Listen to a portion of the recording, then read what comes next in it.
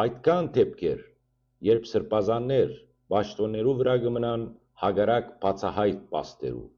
բայց այդ ամենը միայն բամը ցույց կտա, ամրության գորուստ, ով որ չունի ներքին ամրություն, ամենեն ուժեղ գառույցի մեջ ըլլա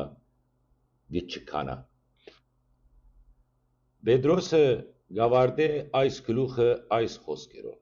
Գսե աջեցեք մեր Տեր եւ Փրկիչ Հիսուս Քրիստոսի շնորհքով ու գիտության մեջ։ Աջիլ կնշանակե չբավարարվիլ անցյալի դրոշմով։ Եթե գսես ես հավատացի տարիներ առաջ, հարցնենք այսօր ինչ գերբարանափոխում ունիս։ Եթե քահանա ես, ապա արդյոք Քրիստոսի հովիվն ես, թե անցիդ պաշտոնին վայելու երևույթ։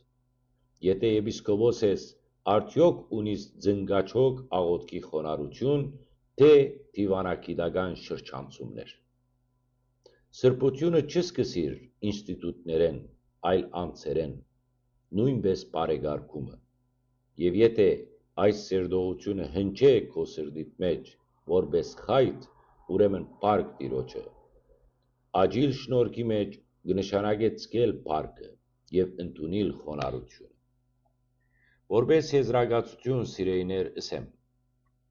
այսօր եկեղեցին կգտնվի եզրակիցի վրա։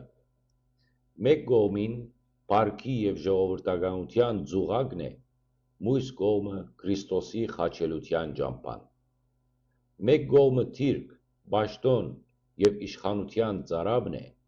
մյուս կողմը աղքատ Պետրոսի ու ցավող Պողոսի համեստ վարքը։